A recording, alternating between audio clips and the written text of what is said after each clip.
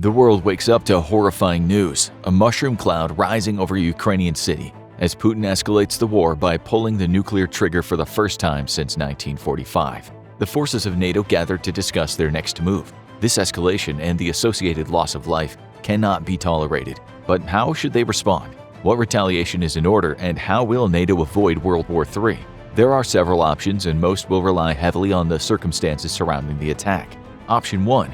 More of the same, but more. While Ukraine currently isn't a member of NATO, the Eastern European nation is in the process of applying to join the alliance. That gives NATO an out because an attack on one NATO member is an attack on all of them. If Ukraine was already in NATO, there would only be one option: declare war right back. But close only counts in horseshoes and hand grenades. There are several members of NATO who have right-wing governments more friendly to Russia, like Italy and Hungary, and others like the United States have closely divided governments that might advocate for a more measured response. But this kind of attack couldn't go unanswered. This response would be more likely in the event of Putin using tactical nuclear weapons in a region like Kherson or Donbass, near the Russian border. While the immediate loss of life would be terrible, and radioactive contamination in the area could impact Ukraine for years to come, a tactical nuclear weapon isn't likely to cause the same kind of devastation that we saw in Hiroshima and Nagasaki, and the regional fallout is only likely to hit Ukraine and possibly Russia, which is the risk of nuking someone on your border. So NATO might not feel compelled to enter the fray, but they would definitely respond. The first step would be to consult with Ukraine and its leader Volodymyr Zelensky.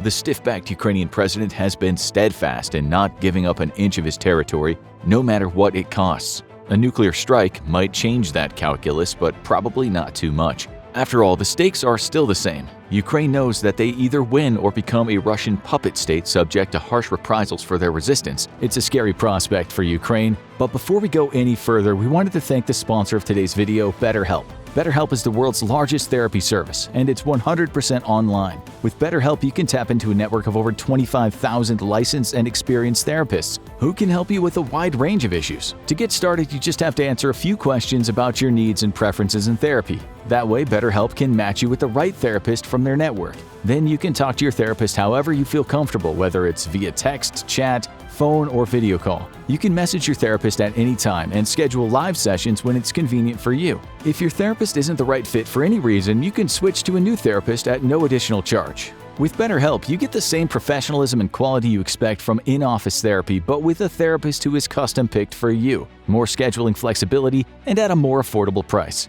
Get 10% off your first month at betterhelp.com/infographics. Now, back to Ukraine.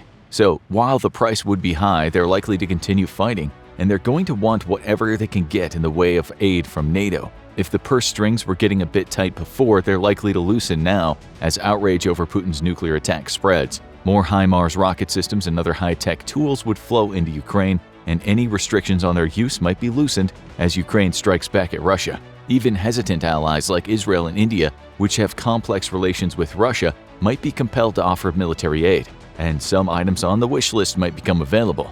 Ukraine has made some major requests of world governments, and they've been turned down occasionally. Some countries worry that providing high-level weapons could be considered an act of war by Russia. But if Putin goes too far, those objections might be overruled. One example is Israel's Iron Dome system, which is crucial in fending off Hamas rocket fire. This may not be something that can be transferred easily. The system is not designed to take on powerful Russian rockets, but Israel might provide Ukraine with key components that can be adapted. The same goes for the Army Tactical Missile System, a powerful surface-to-surface missile that would give Ukraine long-range striking capabilities. The US has held off on this one for fear that Ukraine could hit Russian cities, but it might be decided that the gloves are off, and for Russia, the screws would be tightened. The nuclear attack would be a clear indication from Putin that he's not going to back down and will do everything to win the war, and NATO would escalate right back. Right now, the primary tool for the world against Russia has been economic sanctions, cutting Russia off from much of the global economy. However, certain key things were exempted.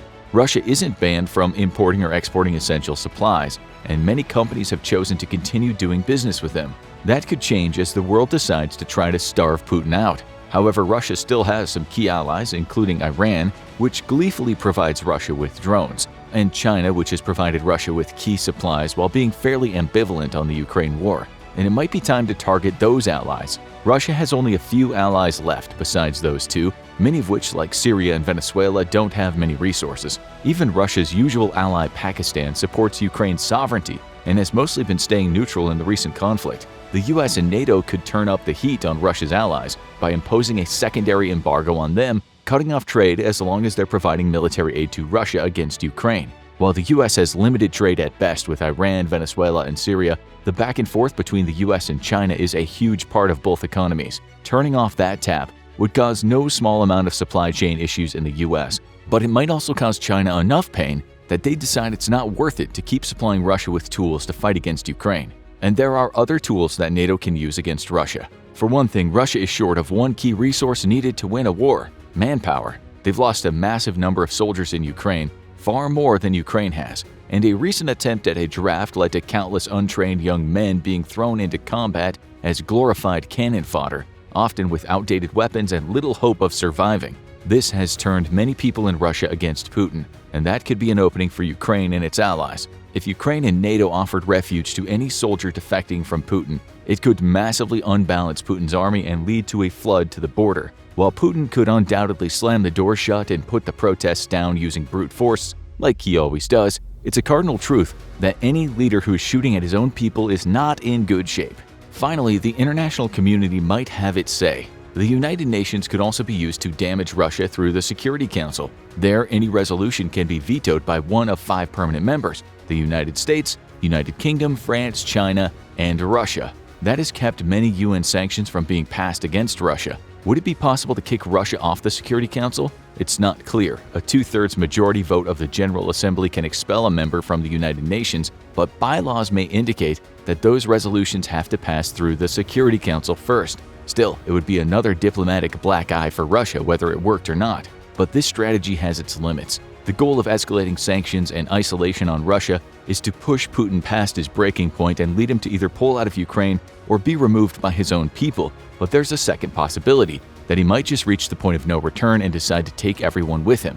At a certain point, Putin might just decide that sanctions are an act of war and that he's justified in opening fire on NATO weapons shipments or worse, at which point the larger war that the sanctions were trying to avoid has found the country anyway, and NATO might be caught unprepared as World War III kicks off. This is why some forces in NATO are arguing for a stronger potential response. Option 2. NATO gets involved. When asked in October about the possibility, a NATO official said a nuclear strike would likely prompt a physical response from the organization. This could mean any number of things, but it's likely this would come into play if Russia used a higher-yield nuclear bomb against any major Ukrainian cities, or if this became a regular occurrence. Then the cost of letting this go on might be too high to pay, and NATO would decide it's time to provide direct support to Ukraine rather than simply supplies. But what would this look like? The initial goal would be to keep this from devolving into a full war between NATO and Russia, if it's even possible. That would mean trying to avoid engaging Russian troops directly, but providing military support to Ukraine. This wouldn't be full mobilization like what's happening in Russia. Instead, elite teams of NATO forces and weapons would be placed either on Ukraine's border or within it to deter future Russian aggression. This would attempt to push Putin into a corner and make his generals worried that confronting NATO directly would lead to the end of the Russian regime. But this could backfire, and Putin isn't the type to back down, which is why another tactics time might have come. In the opening days of the war, there was a call for a no-fly zone over Ukraine, but this was turned down for one simple reason: it's not what it sounds like. Many of the proponents made it sound like the US and NATO could magically prevent Russian planes from entering Ukrainian airspace, but what it would actually do is place NATO planes in Ukrainian airspace to shoot down any foreign planes that entered. At this point, it would be a shooting war over Ukrainian territory in what's essentially a neutral zone, or at least we classify it as a neutral zone, because Russia still claims Ukraine as part of its territory, and that once again stands the risk of escalation. The goal is to provide enough military support to prevent further nuclear attacks by Putin and protect Ukraine without actually triggering a larger war between superpowers. The problem with that strategy is it relies entirely on Putin's discretion, and his definition of the facts on the ground may differ radically. Remember, this is a guy who sent a bunch of troops into occupied regions with guns, pointed those guns at voters while they voted on whether to be annexed by Russia, and then proudly displayed the results that all the people voted to join Russia at gunpoint. Threading the needle with him is not so easy.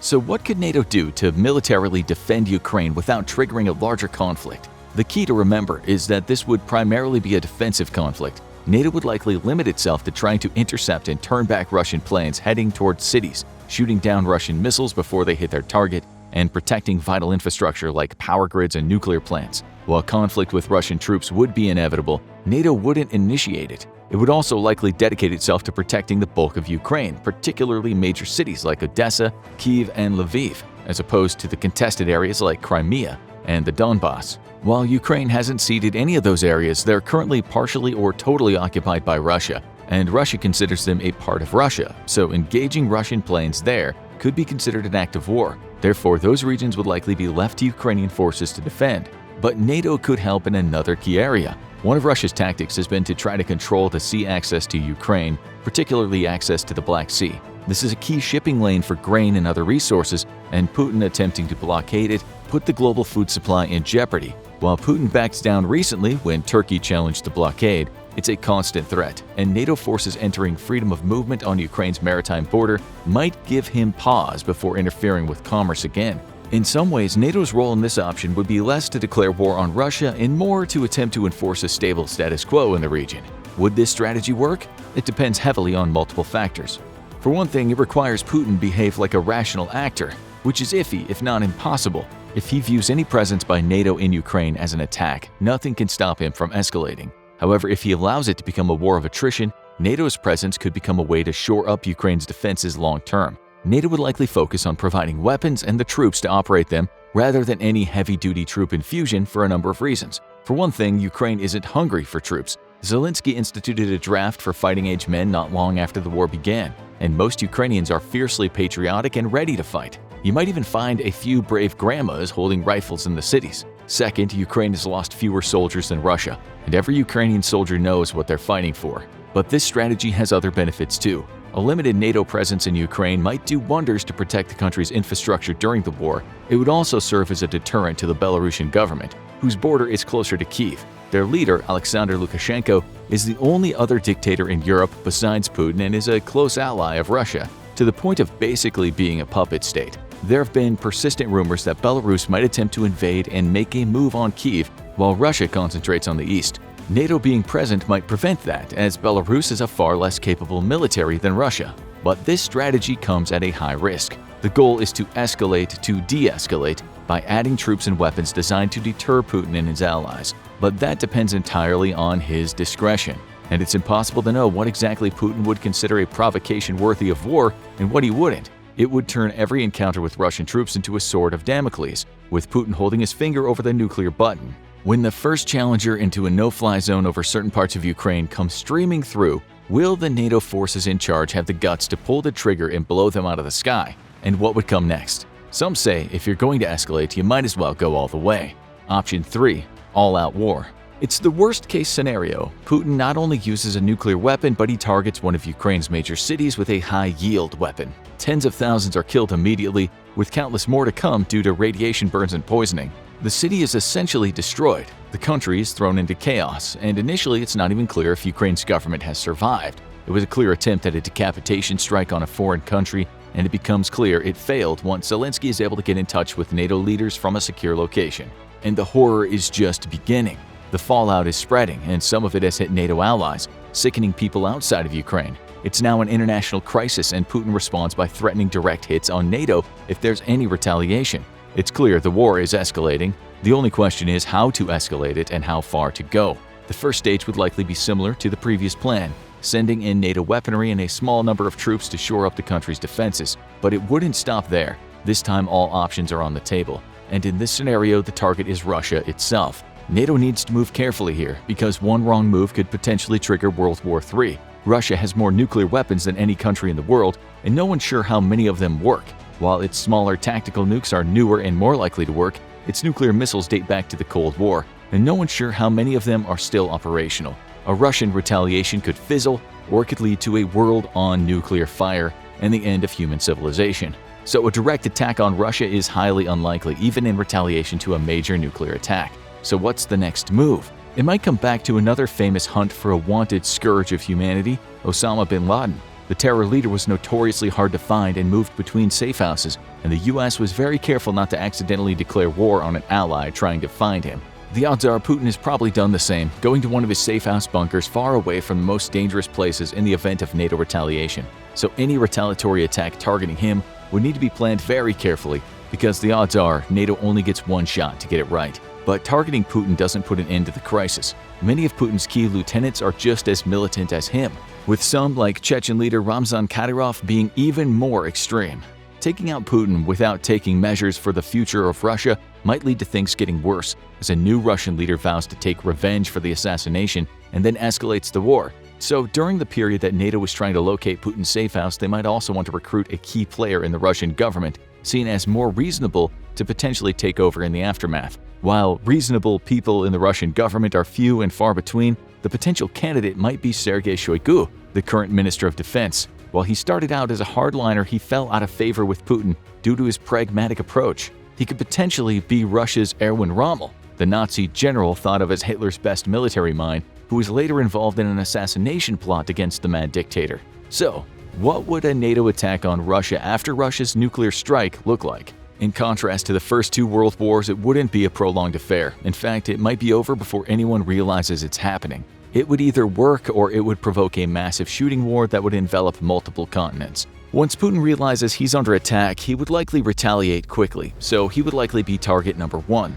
Once the intelligence is secure and NATO knows where he is, they would likely hit his safe house with everything they have. This would be conventional weapons, but it's likely they would even use low-yield tactical nuclear weapons with Earth-penetrating capabilities, like the B-6112 gravity bomb, the latest manifestation of a weapon that has served the US well since the Cold War. And from there, things would move fast. Once the hit on the bunker had been successful, NATO forces would likely move on to taking out other high-level targets. This might include major Russian weapon outposts that could be used to attack Ukraine, as well as potential Russian leaders who would be a threat to Shoigu in the ensuing power struggle. But NATO would likely not attempt to occupy Russia or attack major cities like Moscow. A country like Russia can't be beaten without a long, bloody war. Just ask anyone who tried to invade them in the winter. The goal would be to eliminate the current threat. But now comes the hard part: diplomacy. Taking out Putin would not resolve the larger conflict, and it wouldn't undo the bad blood that's been created. But with new Russian leadership, it would likely be the ideal time to bring everyone to the table.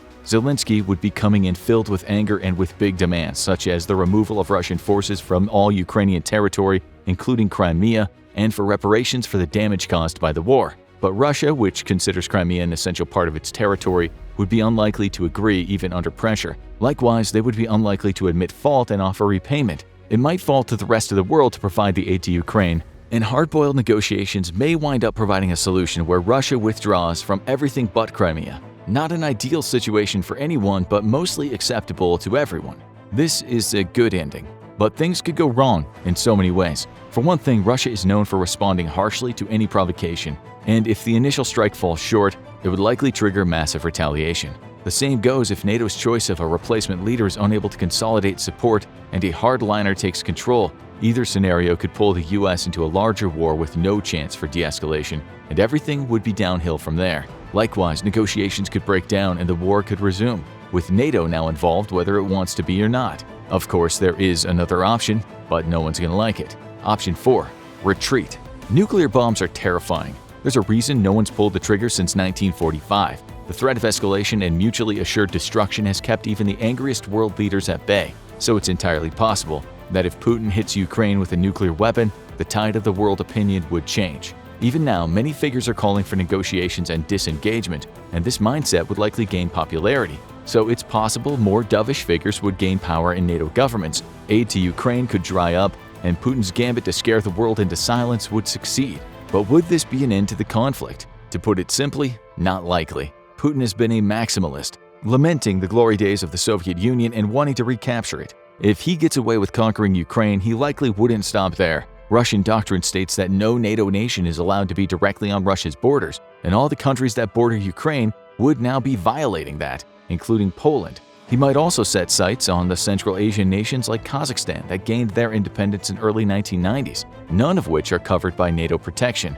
Vladimir Putin would have learned and taught the world that old-school conquest still works in the modern day. Would he stop with Ukraine or try to fulfill his dreams of recreating the Soviet Union? And would a future Russian leader follow suit? At the moment, NATO watches, waits, and prepares its plan if the worst happens. Want to know more about this nightmare scenario? Check out Could Russia Win a War Against NATO? Or watch This Will Happen If the US Pulls Out of NATO for another crisis scenario.